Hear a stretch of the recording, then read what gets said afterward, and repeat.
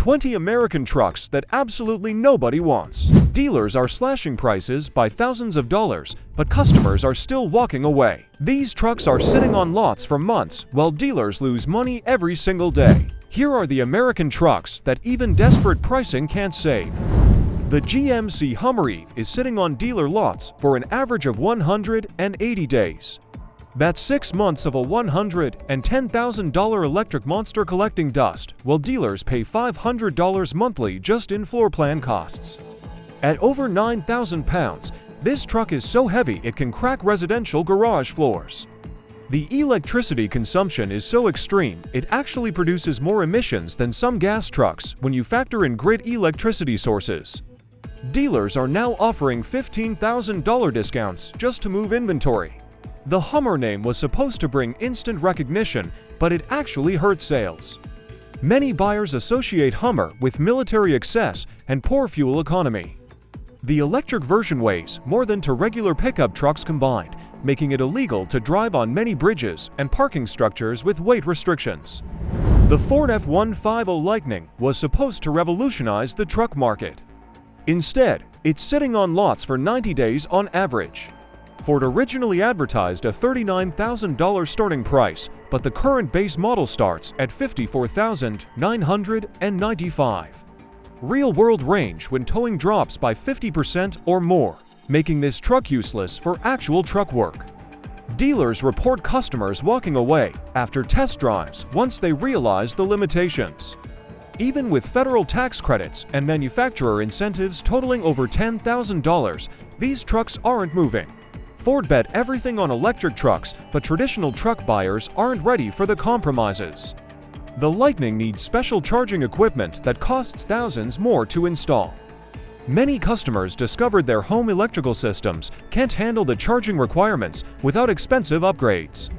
The Chevrolet Silverado 1500 High Country represents everything wrong with modern truck pricing.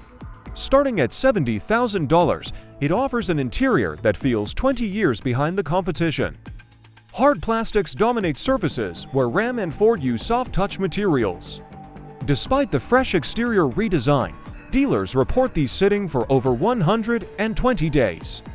Fleet managers who used to buy Silverados by the dozens are switching to Ford and Ram due to quality concerns and poor resale values.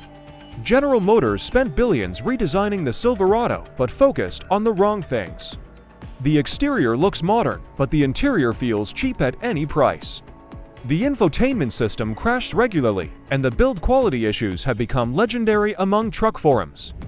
The Ram 1500 Classic is literally a previous generation truck that Stellantis kept building as a budget option. With interior technology dating back to 2009, it feels ancient compared to modern alternatives. Even at discount pricing, these trucks are sitting for 134 days on average. The lack of modern safety features, like adaptive cruise control, makes them increasingly difficult to justify even for price-conscious buyers. The Classic was supposed to be a value play, but it became an embarrassment. The dashboard looks like something from a decade ago.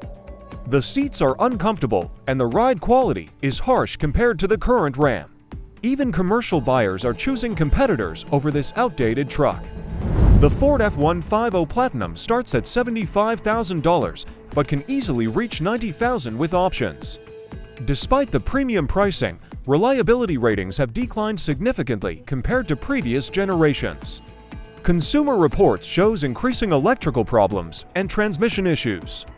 Dealers report customers choosing lower trim levels or switching to Ram to avoid the reliability questions surrounding high-end F-150 models. Ford's obsession with technology has backfired spectacularly. The Platinum trim has so many electronic features that something is always breaking. Owners report spending more time at service departments than enjoying their expensive trucks. The aluminum body panels dent easily, and repair costs are astronomical. The GMC Sierra Denali is essentially a Silverado with different badges and a $10,000 price premium. Buyers are increasingly questioning what they get for the extra cost since the underlying truck is nearly identical. Recent recalls affecting 71,000 units for grille problems haven't helped consumer confidence. Dealers are offering incentives up to $8,000 to move Denali inventory that's been sitting for months. GMC's professional-grade marketing has become a joke when the truck shares everything with Chevrolet. The Denali trim adds some leather and chrome, but the fundamental problems remain. Buyers are realizing they can get the same truck for less money with a Chevrolet badge. The Chevrolet Silverado EVE was announced with great fanfare, but the pricing is absolutely insane. The basework truck trim starts at $96,000. That's luxury car money for a vehicle that's supposed to be a working truck.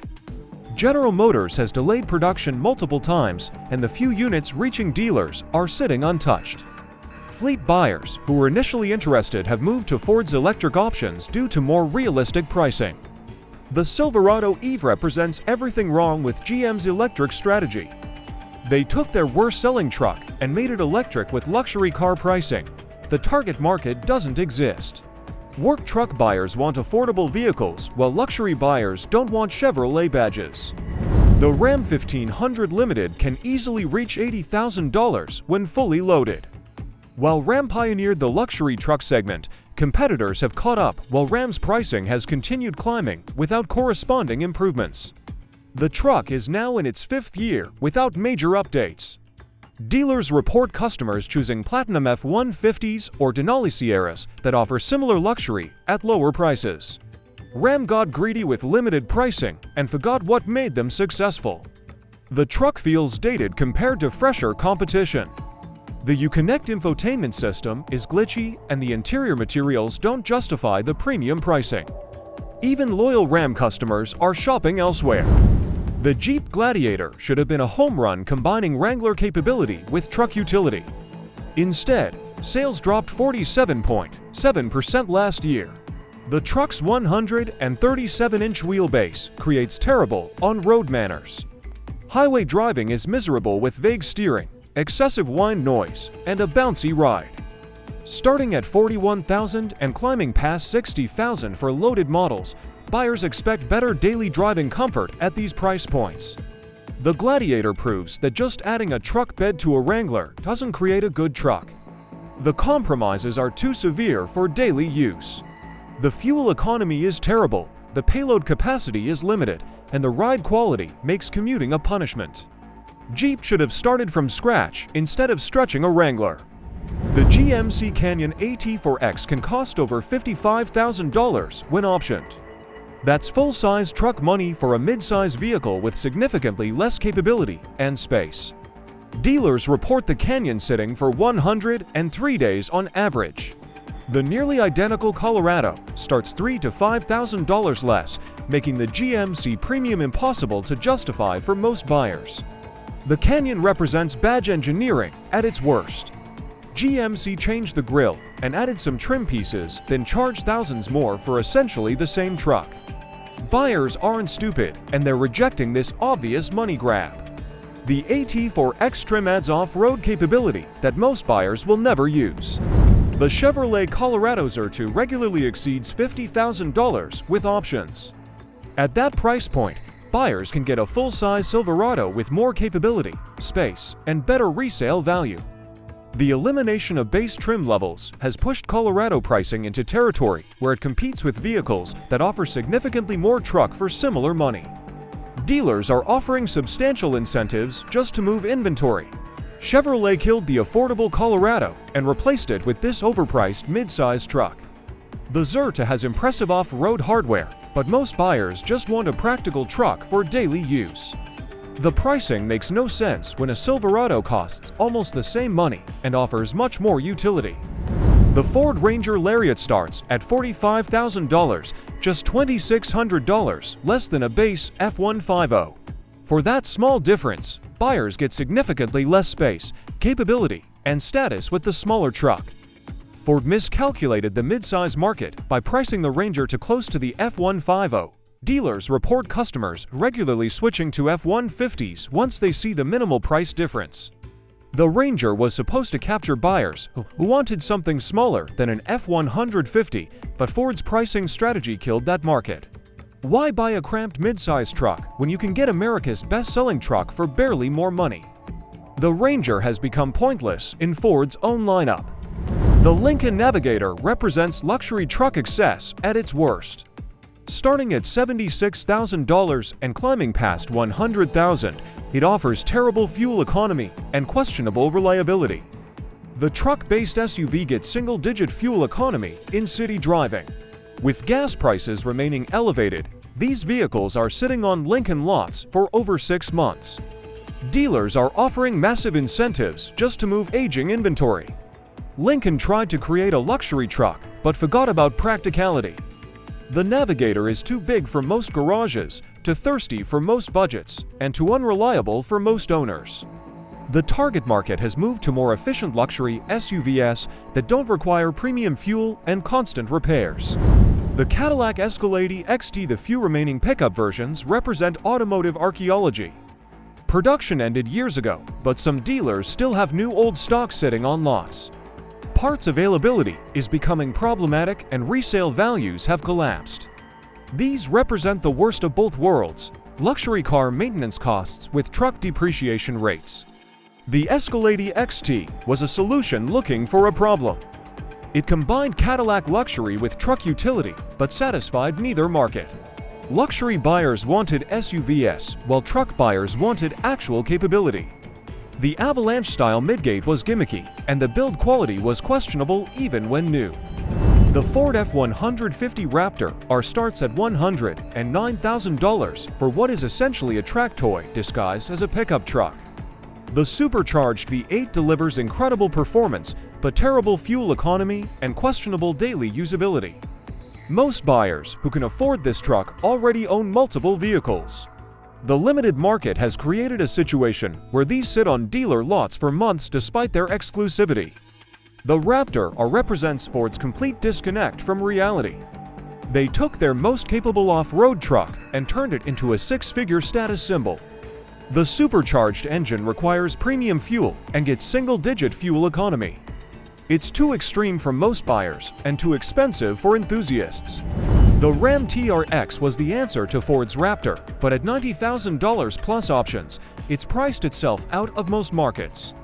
The supercharged Hellcat engine delivers outrageous performance, but fuel economy that makes ownership painful.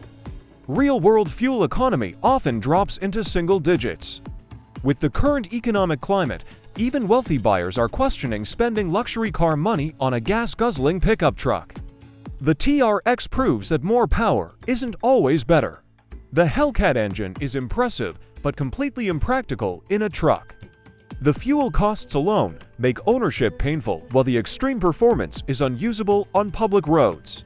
Ram created a marketing success, but a sales failure. The Chevrolet Silverado Z2 represents Chevy's desperate attempt to match Ford's Raptor success. Starting at $68,000, it offers impressive off-road capability, but lacks the heritage and reputation of Ford's Desert Runner. Buyers in this segment typically choose based on brand loyalty and reputation. Chevrolet's late entry into the performance truck market has resulted in slow sales and heavy incentive spending. The Silverado Z2 is a day late and $1 short in the performance truck market. Ford established the Raptor brand years ago and built a loyal following. Chevrolet's attempt to copy that success feels desperate and derivative. The truck has the hardware, but lacks the soul that makes the Raptor special. The GMC Sierra AT4X is GMC's premium off-road truck priced at over $60,000.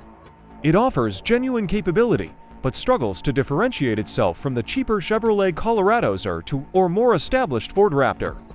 The professional-grade marketing that once differentiated GMC has become meaningless when the underlying product is nearly identical to Chevrolet offerings at significantly higher prices. GMC's identity crisis is perfectly represented by the Sierra AT4X. It's not different enough from Chevrolet to justify the premium and not capable enough to challenge Ford's Raptor. The truck exists in no man's land between value and performance, satisfying neither market segment. The Ford F-250 King Ranch represents the contradiction of luxury heavy-duty trucks. Starting at $75,000, it's positioned as a premium work truck, but the luxury features conflict with actual work truck needs. Heavy-duty truck buyers typically prioritize capability and durability over leather seats and premium audio systems. The King Ranch sits in an uncomfortable middle ground that satisfies neither luxury buyers nor serious work truck customers. The King Ranch proves that luxury and utility don't always mix well. The leather seats get destroyed by work clothes, while the premium features add complexity that work truck buyers don't want. Ford created a truck for a market that doesn't really exist. The Ram 2500 Laramie Longhorn can easily exceed $80,000 when fully loaded. At that price point, buyers are paying luxury car money for a vehicle that's primarily designed for heavy work. The disconnect between pricing and purpose has created a situation where these trucks appeal to a very narrow market segment. Most heavy-duty buyers choose more practical trims, while luxury buyers prefer lighter-duty trucks with better ride quality. The Laramie Longhorn represents Ram's confusion about their customer base. Heavy-duty truck buyers want capability and reliability, not fancy interiors and premium features. The truck is too expensive for work buyers and too rough for luxury buyers, creating a product that satisfies nobody. Which of these trucks have you seen sitting on dealer lots? Hit that subscribe button for more truck market insights you won't find anywhere else.